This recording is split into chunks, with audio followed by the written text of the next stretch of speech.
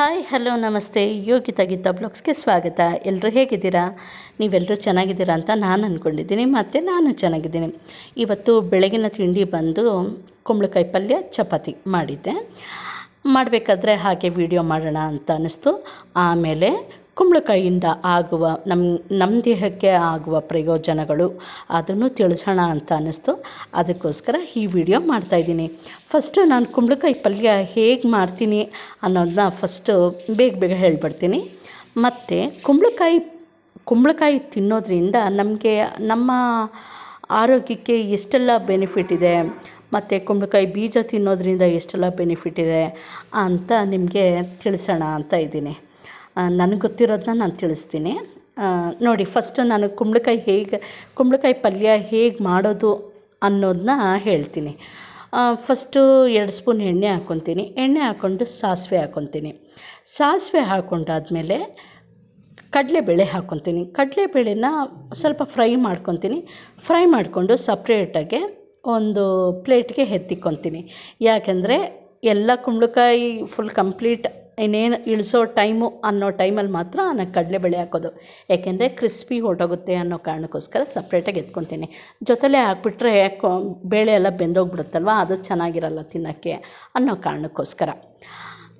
ಸರಿ, ಇದಾದಮೇಲೆ ಈಗ ಸಪ್ರೇಟ್ ಎಣ್ಣೆ ಸಿಗುತ್ತಲ್ವ, ಅಲ್ಲಿಗೆ ನಾನು ಫಸ್ಟು ಹಸಿಮೆಣ್ಸಿನ್ಕಾಯಿ ಹಾಕ್ಕೊತೀನಿ.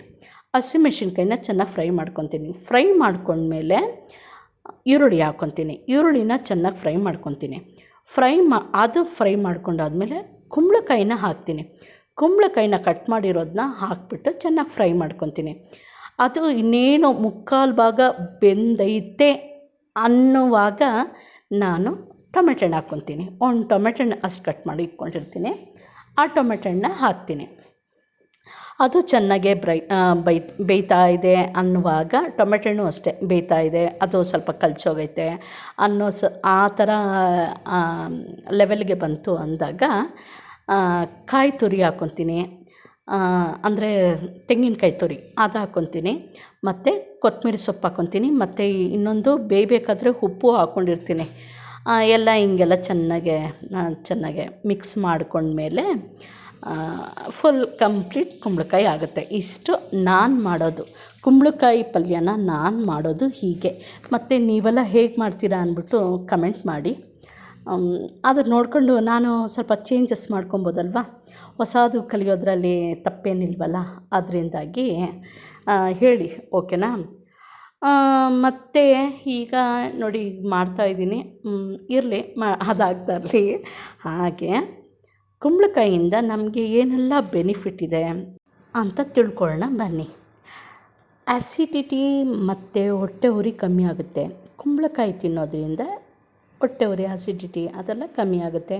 ಇದರಲ್ಲಿ ವಿಟಮಿನ್ ಸಿ ಇದೆ, ಮತ್ತು ವಿಟಮಿನ್ ಎ ಇದೆ. ಇದು ಕಣ್ಣಿಗೆ ಒಳ್ಳೆಯದು. ಗೊತ್ತಲ್ಲ ವಿಟಮಿನ್ಸ್ ಎಲ್ಲ ಎಷ್ಟು ನಮಗೆ ದೇಹಕ್ಕೆ ಎಷ್ಟು ಮುಖ್ಯ ಅಂತ. ಮತ್ತು ಇದಿದೆ, ಕ್ಯಾಲ್ಶಿಯಮ್ ತುಂಬ ಇದೆ. ಇದು ಈಗ ಕ್ಯಾಲ್ಶಿಯಮ್ಗೆ ಹಾಲು ಅದೆಲ್ಲ ನಾವು ತೊಗೊತೀವಲ್ವ, ಬೆಸ್ಟ್ ಅಂದರೆ ಕುಂಬಳಕಾಯಲ್ಲಿ ಕ್ಯಾಲ್ಶಿಯಮ್ ತುಂಬಾ ಇದೆ, ಬೆಸ್ಟ್ ಅಂತಲೇ ಹೇಳ್ಬೋದು. ಆದರೆ ಎಲ್ಲ ಲಿಮಿಟಾಗಿ ತಿನ್ನಬೇಕು, ಯಾವುದೂ ಅತಿರೇಕವಾಗಿ ತಿನ್ನೋಕ್ಕೆ ಹೋಗಬಾರ್ದು ಅಷ್ಟೇ. ನಾವು ಏನೇ ಒಂದು ತಿಂದ್ರೂ ಸ್ವಲ್ಪ ಲಿಮಿಟೇ ಇರಬೇಕು. ಹಾಗಂತ ಎಲ್ಲ ಇದೆ ಅಂದ್ಬಿಟ್ಟು ಯಥೇಚ್ಛವಾಗಿ ತಿನ್ನೋದಲ್ಲ. ಮತ್ತು ಕುಂಬಳಕಾಯಿ ಸೇವನೆಯಿಂದ ಕೋಪ ಕಮ್ಮಿ ಆಗುತ್ತೆ, ನಿದ್ರಾಹೀನತೆ ಕಮ್ಮಿ ಆಗುತ್ತೆ, ಮತ್ತು ಇದು ನೆನಪಿನ ಶಕ್ತಿನ ಹೆಚ್ಚು ಮಾಡುತ್ತೆ. ಸ್ವಲ್ಪ ನನಗೂ ಮಾವಿನ ಕಾಯಿಲೆ ಇದೆ, ಕುಂಬಳಕಾಯಿ ತಿನ್ನಬೇಕು. ಆದರೆ ಕುಂಬಳಕಾಯಿ ನನಗಷ್ಟು ಇಷ್ಟ ಇಲ್ಲ, ಅದಕ್ಕೆ ಸುಮ್ಮನಾಗ್ತೀನಿ. ಆದರೆ ಅಪರೂಪಕ್ಕೆ ಮಾಡ್ಕೊತೀವಿ, ತಿಂತೀವಿ, ಓಕೆನಾ? ಮತ್ತು ಒತ್ತಡ ಕಮ್ಮಿ ಆಗುತ್ತೆ, ಮಾನಸಿಕ ಒತ್ತಡ ಇರುತ್ತಲ್ಲ ಅದೆಲ್ಲ ಕಮ್ಮಿ ಆಗುತ್ತೆ. ಮತ್ತು ಕೊಲೆಸ್ಟ್ರಾಲ್ ಅದನ್ನು ಮೇಂಟೈನ್ ಮಾಡುತ್ತೆ. ಕುಂಬಳಕಾಯಿ ತಿನ್ನೋದ್ರಿಂದ ಕೊಲೆಸ್ಟ್ರಾಲ್ ಮೇಂಟೈನ್ ಮಾಡುತ್ತೆ. ಮತ್ತು ಹೃದಯ ಸಂಬಂಧಿ ಕಾಯಿಲೆಗಳು ಏನೇನಿದೆಯೋ ಅದೆಲ್ಲ ಸ್ವಲ್ಪ ಕಮ್ಮಿ ಮಾಡುತ್ತೆ ನಿಯಮಿತವಾಗಿ ತಿಂದ್ಕೊಂಡು ಹೋದರೆ. ಮತ್ತು ಕ್ಯಾಲೋರಿ ಕಮ್ಮಿ ಇದೆ ಇದರಲ್ಲಿ, ಮತ್ತು ಫೈಬರ್ ಜಾಸ್ತಿ ಇದೆ. ಇದನ್ನು ತಿನ್ನೋದ್ರಿಂದ ಹೊಟ್ಟೆ ಹಸಿಯಲ್ಲ ಜಾಸ್ತಿ. ಇದು ಡಯಟ್ಗೆ ಸ್ವಲ್ಪ ಬೆನಿಫಿಟ್ ಆಗುತ್ತೆ. ಈ ಕುಂಬಳಕಾಯಿ ತಿನ್ನೋದ್ರಿಂದ ಬೇಗ ಹೊಟ್ಟೆ ಹಸಿವು ಆಗೋಲ್ಲ. ಸ್ವಲ್ಪ ನೋಡಿ, ನಾನು ಈಗ ಬೆಳಿಗ್ಗೆ ತಿಂದಿದ್ದು ಎಷ್ಟು 10 ಗಂಟೆಲೇನೋ ತಿಂದೆ, ಇನ್ನೂ ನನಗೆ ಹೊಟ್ಟೆನೇ ಹಸಿತಾ ಇಲ್ಲ ನೋಡಿ.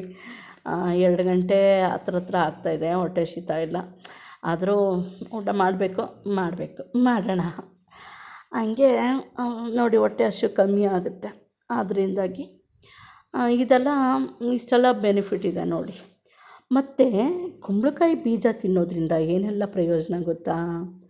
ನರಗಳ ದೌರ್ಬಲ್ಯ ಕಮ್ಮಿ ಆಗುತ್ತೆ. ಮತ್ತು ಮಾಂಸಖಂಡ ವೀಕ್ನೆಸ್ ಇರುತ್ತಲ್ವ, ಅಂಥವರು ತಿಂದರೆ ತುಂಬ ಒಳ್ಳೆಯದು. ವೀಕ್ನೆಸ್ ಎಲ್ಲ ಕಮ್ಮಿ ಆಗುತ್ತೆ. ಮತ್ತು ಸುಸ್ತು ಕಮ್ಮಿ ಆಗುತ್ತೆ, ಆಯಾಸ ಕಮ್ಮಿ ಆಗುತ್ತೆ.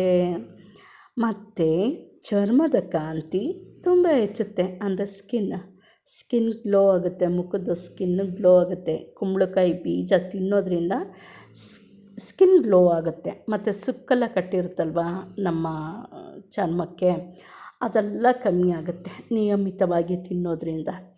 ಮತ್ತು ಕುಂಬಳಕಾಯಿ ತಿನ್ನೋದ್ರಿಂದ ರಕ್ತ ಶುದ್ಧೀಕರಣ ಆಗುತ್ತೆ ನೋಡಿ. ಇಷ್ಟೆಲ್ಲ ಬೆನಿಫಿಟ್ ಇದೆ ಕುಂಬಳಕಾಯಿ ತಿನ್ನೋದ್ರಿಂದ. ಮತ್ತು ಡಯಾಬಿಟಿಕ್ ಪೇಷಂಟ್ಗೂ ಒಳ್ಳೆಯದೇ. ನಾನು ಹೇಳಿಲ್ಲ, ಎಲ್ಲ ಲಿಮಿಟಾಗಿ ತಿಂದರೆ ಎಲ್ಲರಿಗೂ ಒಳ್ಳೆಯದೇ.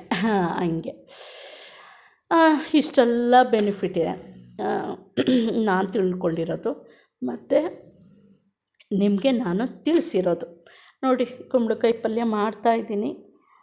ಈ ರೀತಿ ಬೇಯ್ತಾ ಇರಬೇಕಾದ್ರೆ ನೋಡಿ, ತೆಂಗಿನಕಾಯಿ ತುರಿ ಹಾಕ್ಕೊಂಡೆ. ಚೆನ್ನಾಗೆ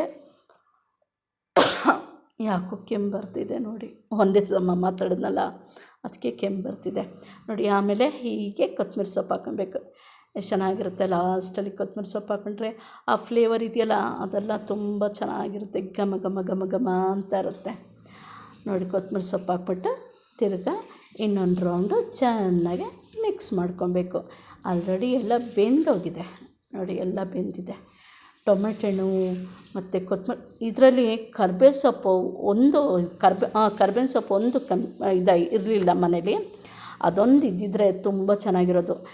ಸಾಸಿವೆ ಜೊತೆ ಕರ್ಬೇವಿನ ಸೊಪ್ಪು ಹಾಕ್ಕೊಂಡಿದ್ರೆ ಅದು ಫ್ಲೇವರ್ ತುಂಬ ಚೆನ್ನಾಗಿರೋದು. ಹಂಗೆ ಅದೊಂದು ಮಿಸ್ ಆಯಿತು, ಮನೇಲಿ ಇರಲಿಲ್ಲ, ಖಾಲಿಯಾಗಿತ್ತು. ಹೋಗಿ ಎಲ್ಲ ತರಬೇಕು ನೋಡಿ. ಚಪಾತಿ ಮಾಡಿಕೊಂಡೆ. ಚಪಾತಿ ಮತ್ತು ಕುಂಬಳಕಾಯಿ ಕಾಂಬಿನೇಷನ್ ಅಂತೂ ಸೂಪರಾಗಿರುತ್ತೆ, ತುಂಬಾ ಚೆನ್ನಾಗಿರುತ್ತೆ. ತಿನ್ನೋಕ್ಕೆ ಒಂದು ಚೆಂದ ನೋಡಿ. ಈ ರೀತಿ ಮಾಡಿಕೊಂಡೆ. ಮತ್ತು ಅಕ್ಕಿ ರೊಟ್ಟಿಗೂ ಅಷ್ಟೇ ಮಸ್ತಾಗಿರುತ್ತೆ, ಸೂಪರಾಗಿರುತ್ತೆ ಕುಂಬಳಕಾಯಿ ಪಲ್ಯ. ನೋಡೋಕ್ಕೆ ಒಂದು ಚೆಂದ ಇದೆ ಅಲ್ವಾ? ತಗೊಳ್ಳಿ, ನಾನು ತಿನ್ನೋ ಮುಂಚೆ ನಿಮಗೆ ಮೊದಲ ತುತ್ತು ಕೊಡುವೆ. ಯಾರಿಗೆಲ್ಲ ಕುಂಬಳಕಾಯಿ ಪಲ್ಯ ಮತ್ತು ಚಪಾತಿ ಇಷ್ಟ ಹೇಳಿ ತಗೊಳ್ಳಿ. ಆನಿ, ಅಯ್ಯೋ ಪಲ್ಯ ಬಿದ್ದಾಯಿತು. ಆನಿ ಓಕೆ, ತಗೊಳ್ಳಿ. ಮತ್ತು ಥ್ಯಾಂಕ್ ಯು ಸೋ ಮಚ್ ಇಲ್ಲಿವರೆಗೂ ನನ್ನ ವಿಡಿಯೋ ನೋಡಿದ್ದಕ್ಕೆ. ಈ ವಿಡಿಯೋ ಯಾರಿಗೆಲ್ಲ ಇಷ್ಟ ಆಗಿದೆ ಅವರೆಲ್ಲ ಲೈಕ್ ಮಾಡಿ, ಕಮೆಂಟ್ ಮಾಡಿ, ಮತ್ತು ಶೇರ್ ಮಾಡಿ, ಹಾಗೆ ಸಬ್ಸ್ಕ್ರೈಬ್ ಕೂಡ ಮಾಡಿ. ಮತ್ತು ಇದರ ಬೆನಿಫಿಟ್ ಎಲ್ಲ ನಿಮ್ಗೆ ಇಷ್ಟ ಆಯಿತು ಅಂತ ಅಂದ್ಕೊತೀನಿ. Thank you so much.